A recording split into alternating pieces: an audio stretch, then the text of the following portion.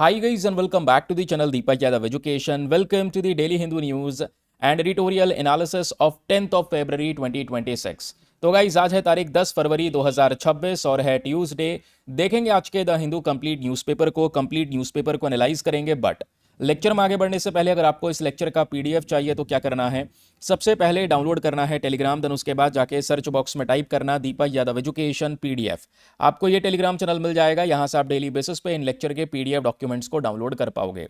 Now हमेशा की तरह हम लोग अपने लेक्चर को एक मैप के क्वेश्चन के साथ स्टार्ट करेंगे। तो आज आप सभी को मैप में जाकर देखना है सीचिल्स को कहां पर है एग्जैक्टली लोकेटेड, इसको अच्छे से मैप में देखना, देन उसके बाद आकर नीचे कमेंट सेक्शन में टाइप करना, जिससे कि आप लोग इसको लंबे समय तक याद रख पाओगे। तो चलिए फिर शुभारंभ करते हैं और स्टार्ट करते हैं आज के न्यूज़पेपर एनालिसिस को। काफ़ी सारी चीज़ें हैं जो हमने कवर करनी है with respect to prelims and mains as well, और हर एक चीज़ मैं आपको बताता चलूंगा, क्या नोट करना है, रिवीजन पॉइंटर्स, कैसे आपको भविष्य में सारी चीज़ें रिवाइज करनी है, सब कुछ एक कंप्लीट न्यूज़पेपर एनालिसिस आपको इस पर्टिकुलर सेशन में, इस पर्टिकुलर चैनल पर मिल जाता है। तो मेक श्योर करें जितने भी लोग पहली बार अपने साथ में चैनल में जुड़ रहे हैं वो चैनल को सब्सक्राइब करके जरूर से रखें, ताकि डेली बेसिस पे ये न्यूज़पेपर एनालिसिस आपको मिल सके। चलिए लेट्स स्टार्ट। सबसे पहला जो आर्टिकल है दोस्तों, ये हमारे आज के द हिंदू इंटरनेशनल एडिशन का सबसे रेलिवेंट टॉपिक है। इस टॉपिक को हमें लिंक करना है GS paper number 2 international relations के साथ में, और स्पेशली यहाँ पे आपको मैपिंग पे फोकस करना है, वो भी ग्रीस की मैपिंग के ऊपर में, कि ग्रीस कहाँ पर एग्जैक्टली लोकेटेड है। बहुत इंपॉर्टेंट लोकेशन बन चुका है, रीजन आपके सामने प्रेजेंट है। ये हमारा एक आर्टिकल छपा है आज अखबार में, जहाँ पे भारत और ग्रीस दोनों मिलकर अग्री कर रहे हैं कि हम दोनों एक दूसरे के साथ मिलकर डिफेंस रिलेशंस को मजबूत करेंगे आने वाले 5 सालों में, है ना। और कल मैंने आप लोगों को बोला भी था कि भाई ग्रीस को लेकर एक अग्रीमेंट साइन होगा, उसके बाद कल ये आर्टिकल छप जाएगा। तो आज आर्टिकल यहाँ पर ये न्यूज़पेपर में आ चुका है। तो दोनों साइड्स की जब ये मीटिंग होती है तो मिलकर इन्होंने डिस्कशन किया है कि भाई 2026 के लिए एक बायलैटरल मिलिट्री कॉपरेशन प्लान रहने वाला है। दोनों कंट्रीज़ की जो मिलिट्री है वो आपस में एंगेज करेंगे, आपस में मिलकर काम करने वाली हैं, इसके ऊपर फोकस किया गया है। एंड साथ ही साथ जो ग्रीस है दोस्तों, इसके साथ मिलकर कुछ डिफेंस रिफॉर्म्स हम करने वाले हैं। एक एजेंडा के तहत 2030 तक का हमारा टारगेट है कि 2030 तक इंडिया ग्रीस मिलकर काम करेंगे डिफेंस के सेक्टर में भी, और साथ ही साथ में जो व्यापार इन दोनों कंट्रीज के बीच में होता है उसको 2030 तक डबल करने के ऊपर फोकस किया जा रहा है, कि दोनों मिलकर व्यापार को भी दुगना करेंगे। इन सब चीज़ों पे इनका जो अग्रीमेंट है वो रिसेंटली होता है, जिस वजह से ये न्यूज़ में है। अब ऑब्वियसली एग्जामिनेशन में ये सब चीज़ें आप लोगों से नहीं पूछी जाने वाली, क्योंकि ग्रीस न्यूज़ में है। तो प्रीवियस ईयर क्वेश्चन के पैटर्न के बेसिस पे आपको ग्रीस का लोकेशन एग्जैक्टली बहुत अच्छे से कवर करना होगा। डोंट वरी, मैं आपको यहाँ पर बहुत अच्छे से समझाऊंगा। लेकिन अभी रिसेंटली अग्रीमेंट में क्या क्या चीज़ें साइन हुई हैं, आइए फटाफट छोटा सा रिकैप ले लेते हैं, क्योंकि हम लोगों ने न्यूज़पेपर से नोट्स बनाए हुए हैं, काम काम की इन्फॉर्मेशन अपने पीडीएफ में नोट की हुई है। ठीक है, तो भारत ग्रीस दोनों ने मिलकर डिसाइड किया है क्या भाई डिफेंस इंडस्ट्रियल कोऑपरेशन को मजबूत करेंगे, एक लॉन्ग टर्म अप्रोच के बेसिस पे काम करेंगे। ये सब कब डिस्कस हुआ, एक मीटिंग हुई थी दोस्तों न्यू दिल्ली में, जिस दौरान ये सारी बातें डिस्कस की गई हैं। Indian defence minister Rajnath Singh ji, उसके अलावा जो ग्रीस के डिफेंस मिनिस्टर हैं निकोस देंदियास, इनके बीच में भी यहाँ पर एक मीटिंग होती है। ये आप लोग देख पाओगे, दोनों साइड के जो मिनिस्टर्स हैं ये प्रेजेंट हैं। इन दोनों के बीच में स्ट्रेटेजिक पार्टनरशिप को लेकर डिस्कशन हुआ। आउटकम क्या निकल कर आया, इसका परिणाम क्या निकल कर आया। सबसे पहला परिणाम निकल कर आया डिफेंस इंडस्ट्रियल कॉपरेशन का, कि भाई जॉइंट डिक्लेरेशन यहां पर साइन होता है। दोनों मिलकर एक दूसरे के साथ मैन्युफैक्चरिंग कॉपरेशन को मजबूत करने पे बात करते हैं, यानी दोनों एक दूसरे के साथ मिलकर बहुत सारे वेपन्स डिफेंस सेक्टर में, मैन्युफैक्चरिंग सेक्टर को बढ़ाएंगे। ठीक है, जिसमें ग्रीस भारत के साथ मिलकर काम करेगा, तो टेक्नोलॉजी में भी कोलैबोरेट होने वाला है, और साथ ही साथ में इंडिया का आत्मनिर्भर भारत इनिशिएटिव भी ग्रो होने वाला है। तो आने वाले 5 साल के लिए पूरा रोड मैप यहां पर रेडी किया जा रहा है, कि डिफेंस इंडस्ट्री में भी एंगेजमेंट होगा, दोनों कंट्रीज की मिलिट्री टू मिलिट्री कॉपरेशन मजबूत होगा, और लॉन्ग टर्म बेसिस पे भी कोऑर्डिनेशन पे हम लोग काम करेंगे। दोनों साइड्स ने मिलकर एक bilateral military cooperation plan for 2026 को भी एक्सचेंज किया है, कि आने वाले समय पर जो जॉइंट एक्सरसाइजेज हैं दोनों कंट्रीज के आर्म्ड फोर्सेस के बीच में जो अभ्यास होंगे उसको हम लोग कंडक्ट करने वाले हैं। फिर मैंने आपको ये भी बताया कि साल 2030 तक का एक और अल्टीमेट हमारा इनिशिएटिव है। इनिशिएटिव क्या है, कि भारत और ग्रीस दोनों मिलकर अग्री कर चुके हैं कि अपने व्यापार को भी 2030 तक ये दुगना करने वाले हैं। तो ठीक है, इस पर्सपेक्टिव से जो ग्रीस है दोस्तों, ये बहुत ही ज़्यादा इंपॉर्टेंट कंट्री बन जाता है। और रिसेंटली प्रधानमंत्री नरेंद्र मोदी ने ग्रीस का स्वागत भी किया है इंटरनेशनल सोलर अलायंस के अंदर में। कि इंटरनेशनल सोलर अलायंस को ग्रीस आकर ज्वाइन करे। उसके अलावा ग्रीस अपनी membership coalition for disaster resilience infrastructure में भी ले। तो इस चीज़ के ऊपर भी टारगेट हम लोगों ने बनाया हुआ है। ठीक है, दोनों कंट्रीज के बीच का जो बायलेटरल ट्रेड है वो 2022-23 में वो लगभग $2 बिलियन के हिसाब से था। हम चाहते हैं 2030 तक ये ट्रेड दुगना हो जाए, जितना आज हो रहा है इससे डबल ट्रेड हो 2030 तक। तो इसी कुछ चीज़ों पे फोकस किया गया, क्योंकि अभी कुछ समय पहले याद होगा प्रधानमंत्री नरेंद्र मोदी भी यहाँ पर ग्रीस जाते हैं, है ना। ग्रीस के जो प्राइम मिनिस्टर है उन्होंने वेलकम भी किया था। ग्रीस का जो एक हाईएस्ट ऑनर अवार्ड है उससे सम्मानित किया गया था। शायद 2023 की हम लोग बात कर रहे हैं, तो उस दौरान भी ये सारे डिस्कशन हुए थे। तो पिछले 2 सालों से ये कंट्री काफ़ी चर्चाओं में है। अच्छा, एक चीज़ की वजह से ग्रीस और न्यूज़ में है। दोस्तों, आपने आईमैक कॉरिडोर के बारे में सुना होगा। ठीक है, इंडिया, मिडिल ईस्ट, यूरोप, एक हम लोग इकोनॉमिक कॉरिडोर बनाने की बात कर रहे हैं, इनको कनेक्ट करने की। इसमें ग्रीस का बड़ा रोल होने वाला है, क्योंकि ग्रीस का एक बंदरगाह है जिसको बोलते हैं पायरस पोर्ट। उसी पायरस पोर्ट से पूरा यूरोप जोड़ा जाएगा, भारत और साथ ही साथ मिडिल ईस्ट के साथ में। अभी मैं एक मैप के जरिए समझाऊंगा आगे, थोड़ा सा यहाँ पर वेट करो। ठीक है, तो ये इंपॉर्टेंस आपने समझा। डिफेंस सिक्योरिटी में क्या बात हो रहा है, जो भी बातें मैंने आपको बताई उसको आप रिवाइज कर सकते हैं इन रिवीजन पॉइंटर्स के जरिए, कि भाई 2 कंट्रीज कौन किसकी बात कर रहे हैं, क्या एग्जैक्ट यहाँ पर अभी इन्होंने कह सकते हैं अग्री किया है, किन किन चीज़ों पर मिलकर ये लोग काम करने वाले हैं। ये तो हो गया हमारा करंट अफेयर जो न्यूज़ में चल रहा है। इसमें कुछ ज़्यादा ऐसी रेलिवेंट इन्फॉर्मेशन नहीं है जिसको आप एग्जामिनेशन के लिए लिख लें, इतना कुछ काम का नहीं है। अब जो इस आर्टिकल से काम की इंफॉर्मेशन आती है, फैक्ट्स जिसको हम कहते हैं, प्रीलिम्स के लिए काम का हो सकता है, मेंस के लिए काम का हो सकता है, वो है एग्जैक्टली ग्रीस की ज्योग्राफी, इसका लोकेशन कहाँ पर लोकेटेड है, आसपास कौन कौन से कंट्रीज हैं, इसके आसपास एक समुद्र है एजेंसी, यूपीएससी ने यहाँ से सवाल पूछा हुआ है, ये आपको पता होना चाहिए। आगे हम लोग डिस्कस करेंगे। ठीक है, तो चलिए सबसे पहले आपको लोकेशन शेयर करता हूँ। पहले मैं आपको मैप दिखाता हूँ ग्रीस का। ये रहा दोस्तों एग्जैक्ट मैप।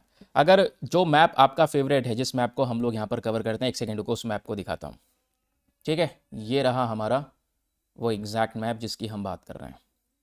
चलिए, आई होप आपको यहाँ पर ये जो पूरा मैप है वो बिल्कुल क्लियरली दिख रहा होगा। मैं ग्रीस की तरफ विजिट कर रहा हूँ। सबसे पहले हमें इंडिया के कंपैरिजन में ग्रीस को देखना होगा, जिससे बढ़िया तरीके से आप समझ पाओगे। तो ये है हमारा भारत। इंडिया से आप चलोगे इधर तो ये है मिडिल ईस्ट वाला रीजन। ठीक है, ये मिडिल ईस्ट वाला पोर्शन हो गया।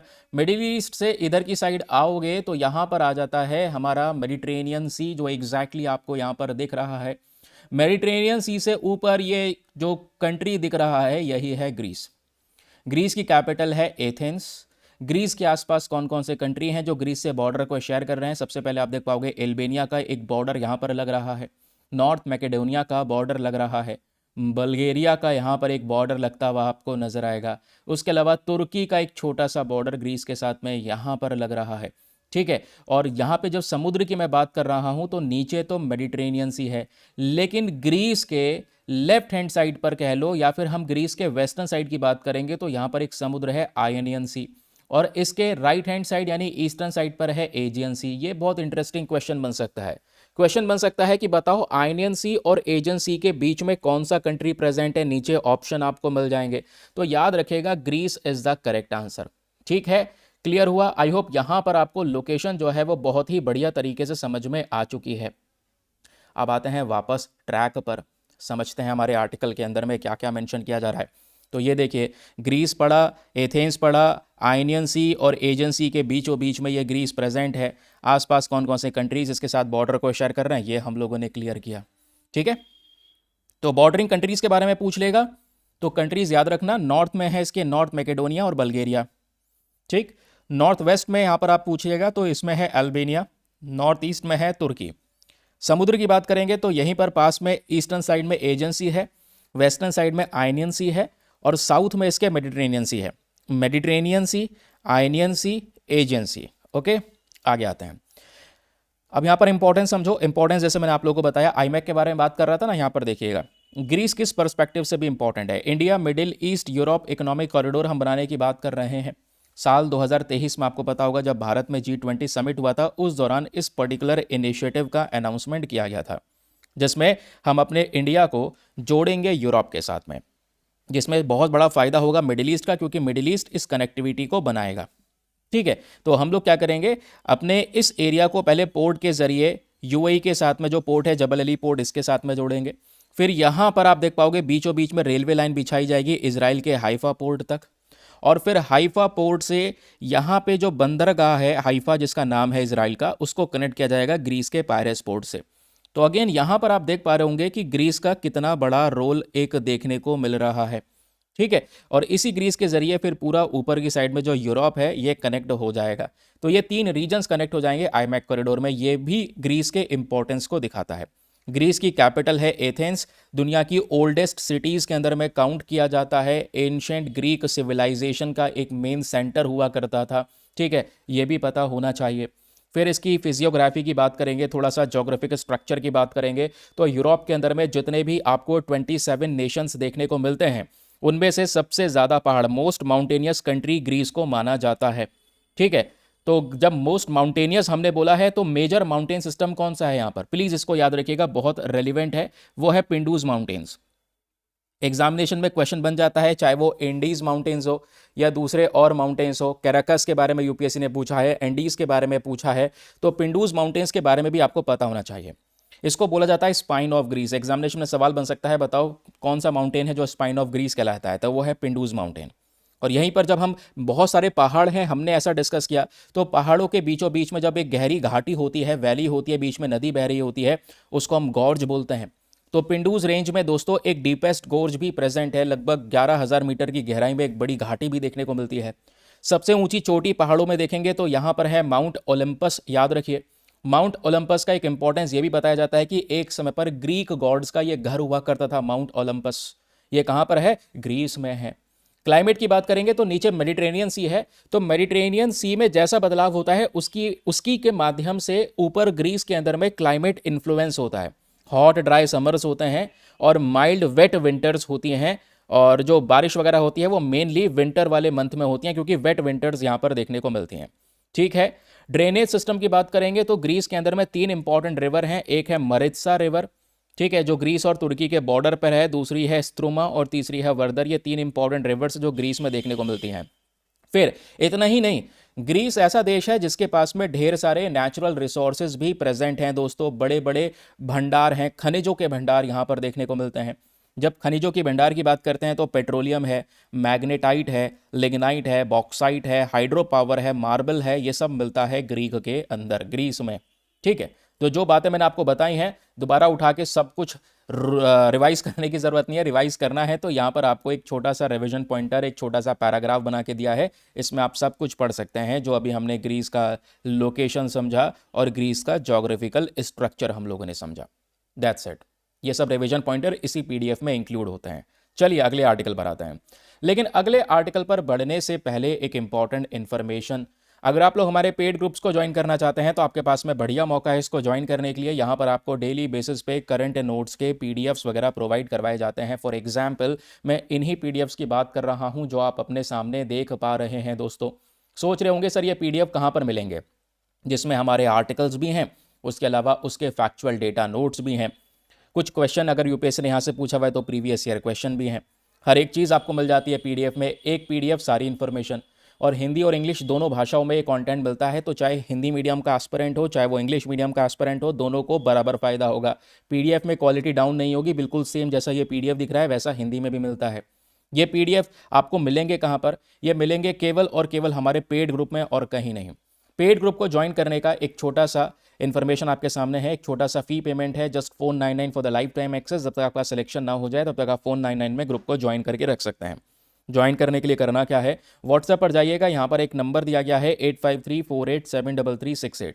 इस नंबर पर मैसेज कर देना कि I want to join this group. आपको रिप्लाई मिलेगा, पेमेंट का प्रोसेस दिया जाएगा, डेमो वीडियो का लिंक मिलेगा, उसको देख सकते हैं, चेक कर सकते हैं, अपने आप को सेटिस्फाई करने के बाद में जाकर ये इन्वेस्टमेंट आप सभी कर सकते हैं।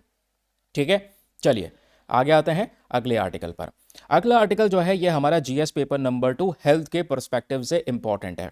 यहाँ पर आर्टिकल में क्या बोला जा रहा है, एक स्टडी छपती है और उस स्टडी में बताया गया है एनीमिया और ब्लड डिसऑर्डर नाम की जो प्रॉब्लम्स हैं, ये प्रॉब्लम हमारे शरीर में डायबिटीज़ के टेस्ट के रिजल्ट में बदलाव कर सकता है। जब आप डायबिटीज़ का चेकअप करवाने जाओगे तो एनीमिया और ब्लड डिसऑर्डर की वजह से वो चेकअप में कुछ गड़बड़ी दिखाई दे सकती है। हो सकता है एक इंसान को डायबिटीज़ हो लेकिन दिखाई नहीं दे रहा है एनीमिया और ब्लड डिसऑर्डर की वजह से। हो सकता है कई साल बाद, लगभग 4-5 साल बाद पता चलता है, जबकि उस इंसान को 4-5 साल पहले से डायबिटीज़ है। तो ये जो प्रॉब्लम है दोस्तों, ये प्रॉब्लम रिलेटेड है HbA1c से। तो ये क्या है, इसको समझना ज़रूरी है। ये एक हेमोग्लोबिन है जो हमारे बॉडी में होता है, और इस हेमोग्लोबिन से ही हम टाइप 2 डायबिटीज़ को मॉनिटर करते हैं। लेकिन अगर किसी को एनीमिया नाम की प्रॉब्लम है या कोई और दूसरा प्रकार का ब्लड डिसऑर्डर है किसी को, तो उससे इसके रिजल्ट में चेंज आ सकता है। तो इस स्टडी का पूरा सार, पूरा कंक्लूजन ये कहता है कि अकेले अगर हम HbA1c के परिणाम के ऊपर में डिपेंडेंट रहेंगे कि केवल इसी के आधार पे हम बता सकते हैं इसको डायबिटीज़ है, तो दोस्तों ये सही नहीं है। हमें दूसरे और फैक्टर्स के ऊपर भी ध्यान देना होगा, क्योंकि ये अकेला सही रिजल्ट नहीं दे पाएगा। हो सकता है कुछ प्रॉब्लम्स हो शरीर में जिसकी वजह से इसके रिजल्ट में चेंज आ सकता है। डोंट वरी, समझाऊंगा बहुत इजी तरीके से, एक एक पॉइंट आपको क्लियर होगा। ऐसा मत समझना बहुत कॉम्प्लेक्स टॉपिक है, बहुत इजी टॉपिक है। आइए आगे बढ़ते हैं और समझते हैं कि भाई ये क्या कहना चाहता है। पहले समझिए इशू क्या है, इस पूरे न्यूज़पेपर के आर्टिकल में समस्या क्या बताई जा रही है। इसमें इशू ये कहा जा रहा है कि जो HbA1c है ये क्या होता है दोस्तों। यह है ग्लाइसेटेड हेमोग्लोबिन हमारे शरीर का। हेमोग्लोबिन क्या होता है? हेमोग्लोबिन दोस्तों आयरन रिच प्रोटीन होता है जो हमारे आरबीसीज में, किसमें, रेड ब्लड सेल्स के अंदर में पाया जाता है, उसको हम हेमोग्लोबिन कहते हैं। और यही जो रेड ब्लड सेल्स हैं ये आपके बॉडी के अंदर में ऑक्सीजन को ट्रांसपोर्ट करते हैं। आपके लंग्स से पूरे शरीर में, पूरे बॉडी टिश्यूज में ऑक्सीजन पहुंचाने का काम इसी हेमोग्लोबिन का होता है। समझे? तो कितना ज़्यादा इंपॉर्टेंट रोल प्ले करता है यह हेमोग्लोबिन, ये हमें समझ में आया। तो जो हमारा ब्लड जो है रेड कलर का है, या रेड कलर की कैरेक्टरिस्टिक्स उसको मिलती है, वो इसी आरबीसी की वजह से मिलती है, रेड ब्लड सेल्स की वजह से मिलती है, या जो ये हेमोग्लोबिन है इसकी वजह से मिलता है। तो हेमोग्लोबिन याद रखिए आयरन रिच प्रोटीन होता है जो रेड ब्लड सेल में प्रेजेंट होता है। इसका अल्टीमेट पर्पस है ऑक्सीजन को ट्रांसपोर्ट करना हमारे लंग्स से दूसरे बॉडी टिश्यूज के अंदर। ठीक है, तो ऑक्सीजन को ट्रांसपोर्ट करने का काम ही तो होता है खून का। तो खून बॉडी में अगर पूरी तरह से फ्लो हो रहा है, बेटर तरीके से फ्लो रहा है, यानी कि बॉडी के अंग अंग में ऑक्सीजन सही तरीके से ट्रांसपोर्ट हो पा रहा है। समझे? तो अब क्या है, ये जो HbA1c है ये भी ग्लाइसेटेड हेमोग्लोबिन है। इसका इस्तेमाल किया जाता है क्योंकि ब्लड है ये। अब इसको टेस्ट किया जाता है ताकि हम लोग क्या कर सकें, टाइप 2 डायबिटीज का पता लगा सकें, इसको डायग्नोस कर सकें। किसी व्यक्ति को टाइप 2 डायबिटीज है तो HbA1c का टेस्ट किया जाता है। लेकिन हाल ही में एक स्टडी जो पब्लिश हुई है वो ये कहती है, अगर मान लो किसी महिला को एनीमिया है, आज इंडिया में लगभग हर दूसरी महिला एनीमिया से परेशान है। एनीमिया क्या होता है? बॉडी के अंदर में आयरन की कमी हो जाना, ब्लड की कमी हो जाना। ठीक है, तो मान लो एनीमिया का कोई शिकार है या फिर उसको कोई ब्लड डिसऑर्डर है, तो अगर एनीमिया और ब्लड डिसऑर्डर का कोई शिकार है तो उससे HbA1c खराब हो सकता है। इस हेमोग्लोबिन में कुछ समस्याएं आ सकती हैं, और अगर हेमोग्लोबिन ये खराब हो गया, डिस्टॉर्ट हो गया, तो इससे जब आप टेस्ट करोगे कि किसी को डायबिटीज़ है या नहीं है, तो उसमें बहुत ज़्यादा डिले हो सकता है। हो सकता है 3-4 साल बाद रियलिटी पता चले कि भाई एक व्यक्ति को डायबिटीज़ है, जबकि उसको 3 साल पहले से डायबिटीज़ है, तो देर हो जाएगी बहुत ज़्यादा, जबकि वो अर्ली ट्रीटमेंट लेके अपने आप को ठीक कर सकता था। तो यहाँ पर यही बोला जा रहा है कि भैया HbA1c के रिजल्ट के ऊपर में सोलली डिपेंडेंट नहीं होना चाहिए। तो ये केसेस स्पेशली साउथ एशिया और इंडिया में आ रहे हैं, ऐसा यहाँ पर बोला जा रहा है। एनीमिया की वजह से या फिर ब्लड डिसऑर्डर की वजह से HbA1c की जो डायग्नोसिस है ये टेस्ट थोड़ा सा खराब हो जाता है। अब ये HbA1c इंपॉर्टेंट क्यों होता है? ये हमारे ब्लड ग्लूकोज लेवल को रिफ्लेक्ट करता है, पिछले 3 महीने का डेटा देता है। भाई एग्जाम के लिए बहुत इंपॉर्टेंट स्टेटमेंट है ये। एग्जामिनेशन में अगर आप लोगों से कुछ पूछा गया तो पूछ लेगा HbA1c किस चीज़ को रिप्रेजेंट करता है, तो पता होना चाहिए हेमोग्लोबिन को रिप्रेजेंट करता है, ब्लड ग्लूकोज लेवल को रिप्रेजेंट करता है। इसमें कितने महीने का डेटा निकल जाएगा अगर हम इसको टेस्ट करेंगे, तो पिछले लगभग 3 महीने का डेटा इसमें से निकल सकता है। समझ रहे हैं? तो डायबिटीज़ को टेस्ट करने के लिए कई बार हेमोग्लोबिन का रिजल्ट लिया जाता है। लेकिन अब भारत और साउथ एशिया में इसी से संबंधित ढेर सारी प्रॉब्लम्स शुरू हो चुकी हैं, क्योंकि स्टडी में यह बताया गया है कि इंडिया में या साउथ एशिया में एनीमिया के सबसे ज़्यादा केसेस आ रहे हैं। एनीमिया कैसे होता है? आयरन की कमी की वजह से, आयरन डेफिशिएंसी की वजह से। ठीक है, आयरन डेफिशिएंसी की वजह से एनीमिया हो जाता है। और आज अच्छा न्यूट्रिशन लोगों को नहीं मिल पा रहा है, गरीबी एक कारण हो सकता है, जेंडर डिस्पैरिटीज एक रीज़न हो सकता है, जिसकी वजह से एनीमिया का शिकार इंसान हो जाता है। और इस खून की कमी की वजह से, आयरन की कमी की वजह से रेड ब्लड सेल्स के लाइफ स्पान में बदलाव होता है, जिसकी वजह से HbA1c ऊपर नीचे हो सकता है, हेमोग्लोबिन ऊपर नीचे हो सकता है। तो जब इसको टेस्ट करेंगे तो रिजल्ट भी सही तरीके से हमको मिल नहीं पाएगा। ठीक है, तो एक तो समस्या हो गया एनीमिया। दूसरी समस्या आर्टिकल में बोली जा रही है जो HbA1c के रिजल्ट को ऊपर नीचे कर सकता है, वो है ब्लड डिसऑर्डर। ब्लड डिसऑर्डर में आज भारत में सिकल सेल डिजीज देखने को मिलती है। सिकल सेल डिजीज आप शायद पता होगा, मैंने कई बार पढ़ाया है। जैसे रेड ब्लड सेल्स होते हैं, ये गोल गोल होते हैं, तो ये रेड ब्लड सेल जब गोल गोल होते हैं तो हमारी ब्लड वेसल्स में बहुत आराम से फ्लो करते रहते हैं, ठीक है। लेकिन इन्हीं रेड ब्लड सेल का जब साइज या शेप बदल जाता है, शेप कैसा हो जाता है, ऐसा हो जाता है सिकल की तरह, ठीक है, ऐसा हो जाता है। तो ये ब्लड वेसल्स के अंदर में सही तरीके से फ्लो नहीं कर पाते, ठीक है। ये इनकी जो फ्लो है, कह सकते हैं फ्लोइंगनेस है, वो थोड़ी सी कमज़ोर हो जाती है, सही से फ्लो नहीं कर पाते, उसको बोलते हैं सिकल सेल डिजीज। फिर एक प्रॉब्लम आती है थैलेसेमिया, फिर आता है G6PD डेफिशिएंसी। ये कुछ रीज़न है जिसकी वजह से ब्लड डिसऑर्डर्स होते हैं, और इन ब्लड डिसऑर्डर्स की वजह से आप लोग देख पाओगे अगेन HbA1c के रिजल्ट में बदलाव आ सकता है, कोई एक्यूरेट डेटा नहीं मिलेगा। तो स्टडी क्या कहना चाहती है, कहना चाहती है कि भाई HbA1c के ऊपर में पूर्ण तरीके से डिपेंडेंट होना डेटा के लिए ये गलत हो सकता है। HbA1c की जो रीडिंग्स आएंगी बाद में, जो ये हमको परिणाम देगा टेस्ट करने का, वो मिसलीड हो सकता है। कुछ केसेस में जो डायबिटीज़ हैं वो लगभग 4 साल बाद पता चल सकता है, तो इससे कॉम्प्लिकेशन और बढ़ जाएंगे भविष्य में, ये बात आर्टिकल में मेंशन की जाती है। तो भाई करें क्या, इसका उपाय क्या हो सकता है? तो एक्सपर्ट रिकमेंड करते हैं सबसे पहला multi parametric approach. Multi parametric approach में डॉक्टर्स को ओरल ग्लूकोज टॉलरेंस टेस्ट का इस्तेमाल करना चाहिए, फास्टिंग का इस्तेमाल करना चाहिए, उसके अलावा self monitoring of blood glucose का यूज़ करना होगा, कंटिन्यूस ग्लूकोज मॉनिटरिंग का यूज़ करना होगा। ये कुछ मेथड्स हैं जिसका इस्तेमाल कर सकते हैं फॉर द एक्यूरेट रिजल्ट्स। फिर वैसे ही यहाँ पर है हेमाटोलॉजिकल असेसमेंट, जिसमें एनीमिया, ब्लड डिसऑर्डर, पहले इनको चेक किया जाएगा, उसके हिसाब से यहाँ पर हम ब्लड ग्लूकोज लेवल को चेक करेंगे। तो ये भी बहुत मैटर करता है, ठीक है। तो ये बहुत ज़रूरी है। ज़रूरी इसलिए है क्योंकि भारत में डायबिटीज़ के केसेस बहुत ज़्यादा हैं। कई बार बोला जाता है India is the diabetes capital of the world. दुनिया में डायबिटीज़ के सबसे ज़्यादा केसेस भारत में हैं। एनीमिया का बर्डन हमारे ऊपर सबसे ज़्यादा है। तो केवल आप एक जो स्ट्रैटेजी है HbA1c वाली स्ट्रैटेजी, इससे आप हर एक व्यक्ति का ब्लड ग्लूकोज लेवल नाप पाओगे, तो ये गलत है। वन साइज हर किसी के लिए फिट नहीं रहेगा इंडिया में, ये बात इस आर्टिकल में बोली जा रही है। तो हमें अपने स्ट्रैटेजीज़ के अंदर में चेंजेस करने होंगे। आई होप आपको क्लैरिटी मिली है।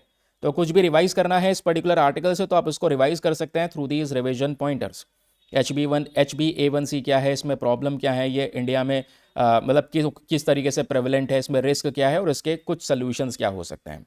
चलिए अगला आर्टिकल बेसिक तौर पे आज का हमारा एडिटोरियल है।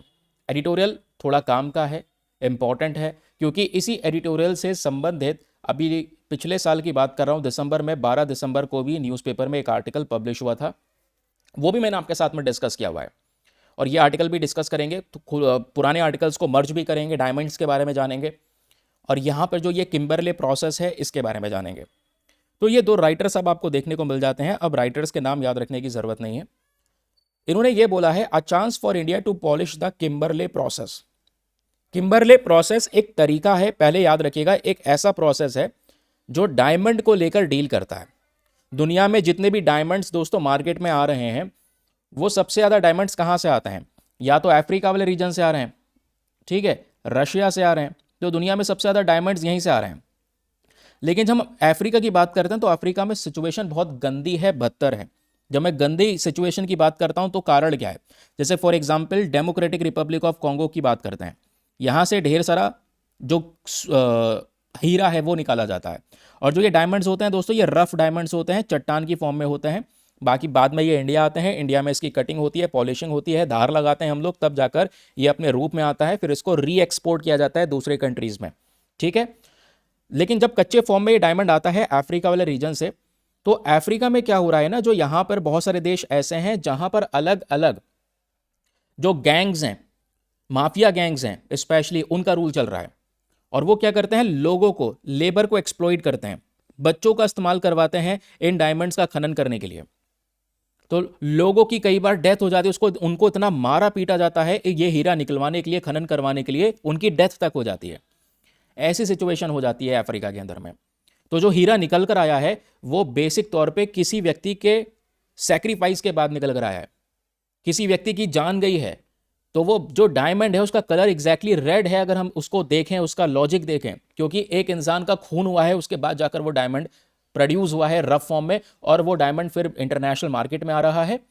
इंटरनेशनल मार्केट में आने के बाद में री एक्सपोर्ट हो रहा है और उससे पैसा जो कमा रही है माफिया गैंग, उससे अफ्रीका को और बर्बाद कर रही हैं। समझ रहे हैं? तो ये है सिचुएशन आज के समय पर।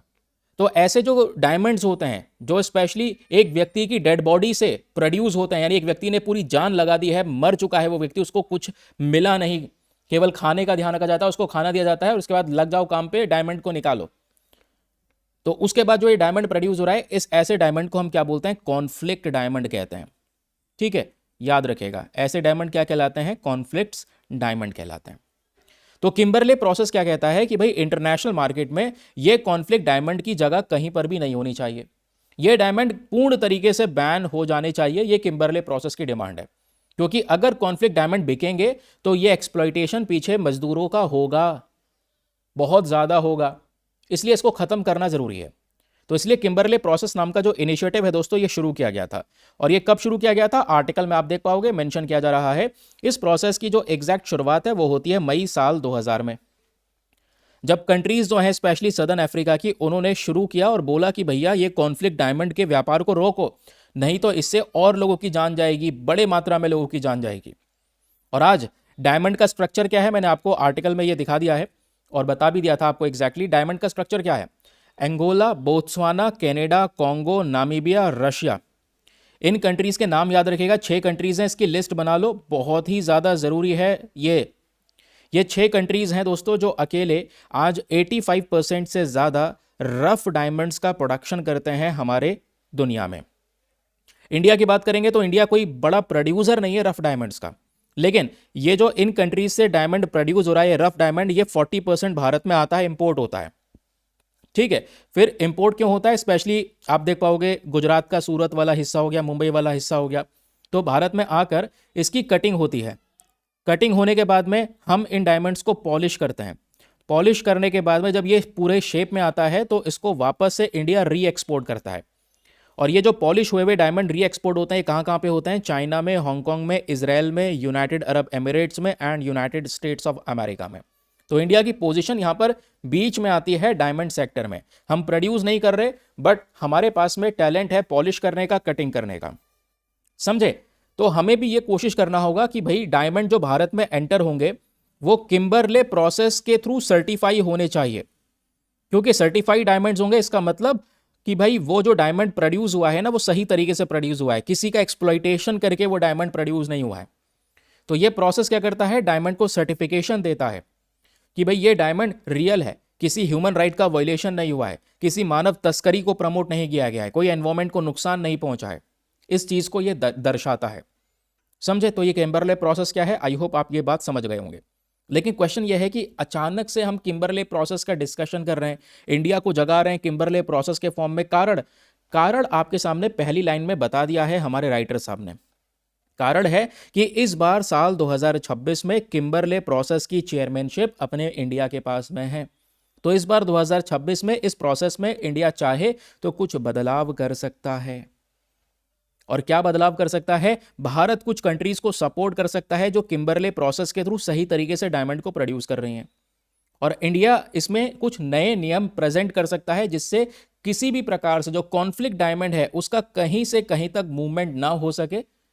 इस चीज पे ध्यान रखना, और वो कैसे होगा आइए मैं आपको आगे समझाता हूं। तो आई होप आप सबसे पहले किम्बरले प्रोसेस समझ गए कि भाई ये एक इंटरनेशनल सर्टिफिकेशन सिस्टम है जिसमें रफ डायमंड्स को रेगुलेट किया जाता है, और इसका मेन उद्देश्य यह है कि भाई कॉन्फ्लिक्ट डायमंड्स को इंटरनेशनल मार्केट में आने से रोका जाए। साल 2000 में इस किम्बरले प्रोसेस की शुरुआत होती है, और आज अगर हम इस प्रोसेस का स्थिति देखते हैं तो 60 कंट्रीज इसमें पार्टिसिपेट करती हैं, जो 60 पार्टिसिपेंट्स हैं जो इसमें 86 कंट्रीज को रिप्रेजेंट करते हैं। तो 99.8% जो दुनिया का रफ डायमंड प्रोडक्शन हो रहा है, जो कच्चे फॉर्म में डायमंड आ रहा है, वो किम्बरले प्रोसेस के थ्रू कवर किया जाता है। और कॉन्फ्लिक्ट डायमंड क्या होता है, इसकी डेफिनेशन पूछी जाए तो पता होना चाहिए। ये जो डायमंड है use to finance armed conflict against legitimate governments, जो आर्म्ड कॉन्फ्लिक्ट्स हो रहे हैं, जो वहां पर माफिया गैंग्स हैं, उनको फंड करता है ये कॉन्फ्लिक्ट डायमंड, और ये लोगों को और एक्सप्लॉइट कर करके डायमंड प्रोड्यूस करवाते हैं। तो किम्बरले प्रोसेस काम कैसे करता है? ये सर्टिफाइड डायमंड्स को इंटरनेशनली ट्रेड करने का इजाजत देता है, और जो सर्टिफाइड डायमंड्स नहीं होते उनको फिर वो अलाउंस नहीं मिल पाता, ध्यान में रखिएगा। और सर्टिफाइड डायमंड्स कौन से होते हैं? जिसके पीछे किसी का एक्सप्लॉइटेशन ना हुआ हो। तो इंडिया के पास में 2026 का ये चेयरमैनशिप है। इंडिया डायमंड का मेन प्रोड्यूसर नहीं है, ध्यान रखिएगा, ये मैंने आपको बता दिया है। 2026 में भारत के पास में जो चेयरमैनशिप है इस किम्बरले प्रोसेस की वो आ चुकी है। अब किम्बरले प्रोसेस में समस्या क्या है, जिसका समाधान इंडिया चाहे तो कर सकता है इस बार 2026 में, क्योंकि चेयरमैनशिप हमारे पास में है। तो प्रॉब्लम यह है कि भाई कॉन्फ्लिक्ट डायमंड की जो डेफिनेशन है ना वो बहुत ही ज़्यादा नैरो है इस किम्बरले प्रोसेस में। अब वो डेफिनेशन कैसी है? किम्बरले प्रोसेस में बोला गया है कि कॉन्फ्लिक्ट डायमंड वो है बस खाली जिसमें लेबर का एक्सप्लॉइटेशन हुआ है। उसके अलावा जबकि हम दूसरे कंट्रीज में देखेंगे तो स्टेट लिंक वायलेंस हो रहा है डायमंड को प्रोड्यूस करने के पीछे, हिंसाएं हो रही हैं, ह्यूमन राइट अब्यूज हो रहा है, चाइल्ड लेबर बढ़ रहा है, एनवायरमेंटल डैमेज हो रहा है, स्मगलिंग नेटवर्क काम कर रहे हैं, तब जाके डायमंड प्रोड्यूस हो रहा है। तो हमें ये सारे के सारे सेक्टर्स कवर करने होंगे, क्योंकि इन सेक्टर्स को आज कहीं ना कहीं इग्नोर कर देता है किम्बरले प्रोसेस। तो इंडिया इस चीज को मेंशन कर सकता है कि भाई ये सब मुद्दे भी हैं, अगर इन सब चीजों के जरिए डायमंड प्रोड्यूस होता है तो वो किम्बरले प्रोसेस के थ्रू सर्टिफाइड नहीं किया जाएगा। फिर उसके बाद बोला जा रहा है किम्बरले प्रोसेस में जो डिसीजन लेने का तरीका है वो बहुत कमजोर है। ठीक है, ये लोग रिफॉर्म नहीं कर पाते क्योंकि किम्बरले प्रोसेस कंसेंसस से काम करता है। तो 60 पार्टिसिपेंट्स जो भी इसके अंदर में काम कर रहे हैं वो सब एक दूसरे से इजाजत भरवाएंगे, क्योंकि कोई अगर रजामंदी इसमें नहीं दिखाएगा तो कहेगा ठीक है भाई छोड़ो, इस पर बातचीत नहीं कर रहे। तो भाई कहां से डिसीजन ये सही तरीके से ले पा रहे हैं, प्रॉब्लम है। तो इसमें बोला गया कि ऐसा ही हो रहा है। एग्जाम्पल दिया है राइटर साहब ने सेंट्रल अफ्रीकन रिपब्लिक का, CAR, जो ये पर्टिकुलर कंट्री है अफ्रीका की, ये भी कॉन्फ्लिक्ट डायमंड को इंटरनेशनल मार्केट में भेज रहे थे, लेकिन दोस्तों इनको एक्सपोर्ट करने से बैन कर दिया 2013 में। ये फिर से 2024 में रीजॉइन कर लेते हैं, क्योंकि एक्सपोर्ट जब बैन कर दिया गया था तो स्मगलिंग बढ़ चुकी थी और वायलेंस हो रहा था, तो इन्होंने रीजॉइन करवा दिया। समझ रहे हैं तो कितना कमजोर है किम्बरले प्रोसेस आज के समय पर, वो समझ रहे होंगे। तो राइटर साहब यही कह रहे हैं कि भाई भारत कुछ नए रिफॉर्म्स को लेकर आ सकता है। इंडिया अपनी किम्बरले प्रोसेस की 2026 की चेयरमैनशिप को बेटर साबित कर सकता है। हम इसमें एक टेक्निकल वर्किंग ग्रुप बना सकते हैं जगह जगह पे, जो मॉनिटर करे ह्यूमन राइट रिस्क या कम्युनिटी वायलेंस को मॉनिटर करे। ठीक है, जहां जहां से डायमंड्स आ रहे हैं, जिस जिस माइन से आ रहे हैं, वहां पर आप कह सकते हैं मॉनिटरिंग की जा सकती है, जिससे फ्रॉड को कम से कम किया जा सके। किम्बरले प्रोसेस के तहत जो जेन्युइन डायमंड्स हैं वही इंटरनेशनल मार्केट में आए। उसके अलावा हम रीजनल KP टेक्निकल हब्स बना सकते हैं अफ्रीका में, जिन लोगों को ट्रेनिंग, IT सपोर्ट दिया जाएगा, फॉरेंसिक सर्टिफिकेशन दिया जाएगा, जिससे कि किसी भी प्रकार से नकली डायमंड, नकली मतलब वही जिससे एक व्यक्ति की हत्या हो रही है, पीछे एक्सप्लॉइटेशन हो रहा है, वैसे वाले डायमंड्स मार्केट में नहीं पहुंचने चाहिए। तो ये इंडिया इन सब चीज़ों को इंश्योर कर सकता है, क्योंकि अफ्रीका डेवलपमेंट पर फोकस करना जरूरी है, क्योंकि डायमंड दोस्तों मेजर लाइवलीहुड सोर्स है अफ्रीका का। आज यही चीज बेच बेच के अफ्रीका के अंदर में ज्यादातर कंट्रीज अर्न करती हैं। तो इंडिया किम्बरले प्रोसेस से जुड़ा हुआ है। रिफॉर्म अगर भारत करता है तो भारत कहीं ना कहीं सस्टेनेबल डेवलपमेंट गोल को भी प्रमोट कर रहा होगा। जैसे पहला गोल गरीबी को दूर करना, 8वां गोल डिसेंट वर्क को प्रमोट करना, और 12वां गोल रिस्पॉन्सिबल कंजम्पशन करना। तो इन सब चीज़ों को इंडिया इंश्योर कर रहा होगा। तो हमें ये बैड डायमंड्स को ब्लॉक करना है और एक रिस्पॉन्सिबल डायमंड ट्रेड को प्रमोट करना है। ये भारत का अल्टीमेट पर्पस है, जिससे ग्लोबल साउथ लेवल पर भारत का जो इमेज है वो भी बेटर तरीके से सेट होगा।